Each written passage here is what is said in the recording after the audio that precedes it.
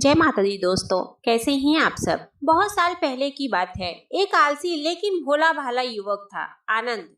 दिन भर कोई काम नहीं करता, बस खाता ही रहता और सोए रहता। घर वालों ने कहा कि चलो जाओ, निकलो घर से, कोई काम धाम करते नहीं हो, बस पड़े रहते हो।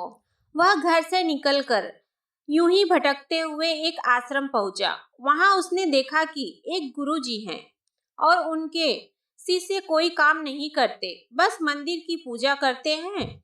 उसने मन में सोचा कि यह बढ़िया है, कोई काम धाम नहीं, बस पूजा ही तो करना है। गुरुजी के पास जाकर पूछा, क्या मैं यहाँ रह सकता हूँ? गुरुजी बोले, हाँ क्यों नहीं, लेकिन मैं कोई काम नहीं कर सकता हूँ। गुरुजी बोले, कोई काम नहीं करना है, बस पूजा करनी होगी। आनंद, ठीक है, वह तो मैं कर लूंगा।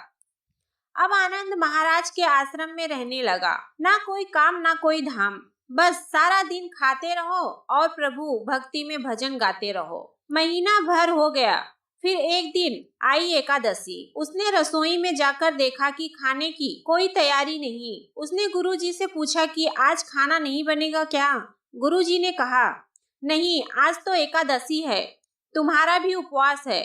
उसने कहा, नहीं, अगर हमने उपवास कर लिया तो कल का दिन ही नहीं देख पाएंगे। हम तो नहीं कर सकते उपवास, हमें तो भूख लगती है। आपने पहले क्यों नहीं बताया?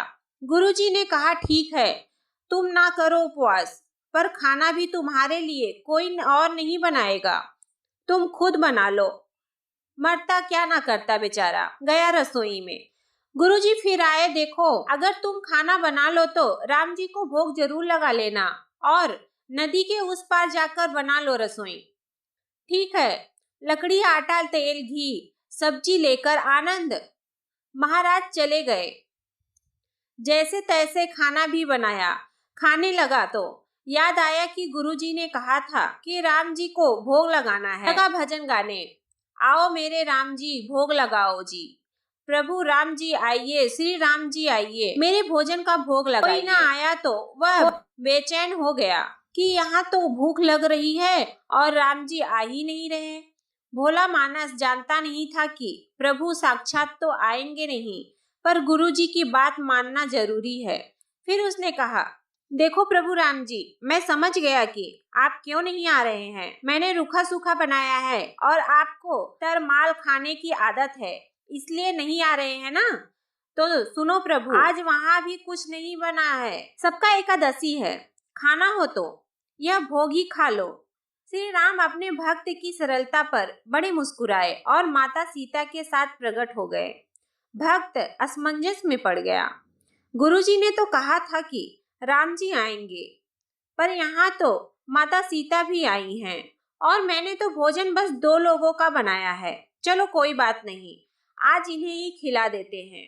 बोला, प्रभु मैं भूखा रह गया, लेकिन मुझे आप दोनों को देखकर बड़ा अच्छा लग रहा है, लेकिन अगली एकादशी पर ऐसा ना करना, पहले बता देना कि कितने जन आ रहे हैं, और हाँ, थोड़ा जल्दी आ जाना। राम जी उसकी बात पर बड़े मुदित हुए, प्रसाद ग्रहण करके चले गए। अगली एकादशी तक यह भोला मानस सब भूल गया। उसे लगा कि प्रभु ऐसे ही आते होंगे और प्रसाद ग्रहण करते होंगे। फिर एकादशी आई। गुरुजी से कहा, मैं चला अपना खाना बनाने, पर गुरुजी थोड़ा ज्यादा अनाज लगेगा, वहाँ 2 लोग आते हैं। गुरुजी मुस्कुराए, भूख के मारे बावला है, ठीक है, ले जा और अनाज ले जा। अब की बार उसने 3 लोगों का खाना बनाया, फिर गुहार लगाई, प्रभु राम आइए, सीताराम आइए, मेरे भोजन का भोग लगाइए। प्रभु की महिमा भी निराली है। भक्त के साथ कौतुक करने में उन्हें भी बड़ा मजा आता है। इस बार वे अपने भाई लक्ष्मण, भरत, शत्रुघ्न और हनुमान जी को लेकर आ गए। भक्त को चक्कर आ गया। यह क्या हुआ? एक का भोजन बनाया तो 2 आए। आज तो 2 का खाना ज्यादा बनाया तो पूरा खानदान आ गया। लगता है आज भी भूखा ही रहना पड़ेगा। सबको भोजन लगाया और बैठे बैठे देखता रहा। अनजाने ही उसकी भी एकादशी हो गई। फिर अगली एकादशी आने से पहले गुरुजी से कहा, गुरुजी, ये आपके प्रभु राम जी अकेले क्यों नहीं आते? हर बार कितने सारे लोग ले आते हैं। इस बार अनाज ज्यादा देना। गुरुजी को लगा कि कहीं यह अनाज बेचता तो नहीं है, देखना पड़ेगा जाकर। भंडार घर में जाकर कहा, इसे जितना अनाज चाहिए दे दो, और छुपकर उसे देखने चल पड़े। इस बार आनंद ने सोचा, खाना पहले नहीं बनाऊंगा, पता नहीं कितने लोग आ जाए, पहले बुला लेता हूँ फिर बनाता हूँ। फिर टेल लगाई, प्रभु राम आइए, श्री राम आइए, मेरे भोजन का भोग लगाइए। सारा राम दरबार मौजूद। इस बार तो हनुमान जी भी साथ आए, लेकिन यह क्या, प्रसाद तो तैयार ही नहीं है। भक्त ठहरा भोला भाला बोला, प्रभु इस बार मैं खाना नहीं बनाया। प्रभु ने पूछा, क्यों? उसने बोला, मुझे मिलेगा तो नहीं। फिर क्या फायदा बनाने का, आप ही बना लो और खुद ही खा लो। राम जी मुस्कुराए, सीता माता भी गदगद हो गईं उसके मासूम जवाब से। लक्ष्मण जी बोले, क्या करे प्रभु? प्रभु बोले, भक्त की इच्छा है, पूरी तो करनी ही पड़ेगी, चलो लग जाओ काम से। लक्ष्मण जी ने लकड़ी उठाई, माता सीता आटा सानने लगी। भक्त एक तरफ बैठकर देखता रहा। माता सीता रसोई बना रही थी तो कई ऋषि मुनि व यक्ष गंधर्व प्रसाद लेने आने लगे। इधर गुरुजी ने देखा कि खाना तो बना नहीं, भक्त एक कोने में बैठा है। पूछा, बेटा क्या बात है, खाना क्यों नहीं बनाया? बोला, अच्छा किया गुरुजी आप आ गए, देखिए कितने लोग आते हैं प्रभु के साथ। गुरुजी बोले, मुझे तो कोई नहीं दिख रहा तुम्हारे और अनाज के सिवा। भक्त ने माथा पकड़ लिया, एक तो इतनी मेहनत करवाते हैं प्रभु, भूखा भी रखते हैं, और ऊपर से गुरुजी को दिख भी नहीं रहे, यह और बड़ी मुसीबत है। प्रभु से कहा, आप गुरुजी को क्यों नहीं दिख रहे हैं? प्रभु बोले, मैं उन्हें नहीं दिख सकता। उसने बोला, क्यों? वे तो बड़े पंडित हैं, ज्ञानी हैं, विद्वान हैं, उन्हें तो बहुत कुछ आता है, उनको क्यों नहीं दिखते आप?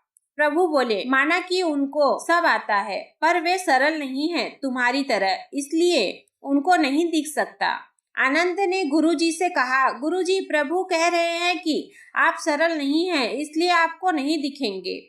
गुरुजी रोने लगे और कहने लगे कि वाकई में मैंने सब कुछ पाया, पर सरलता नहीं पा सका तुम्हारी तरह, और प्रभु तो मन की सरलता से ही मिलते हैं। प्रभु प्रकट हो गए और गुरुजी को भी दर्शन दिए। इस तरह एक भक्त के कहने पर प्रभु ने रसोई भी बनाई। तो दोस्तों, ये कहानी आपको कैसी लगी हमें कमेंट करके जरूर बताइएगा, और कमेंट बॉक्स में लिखिएगा जय माता दी। धन्यवाद।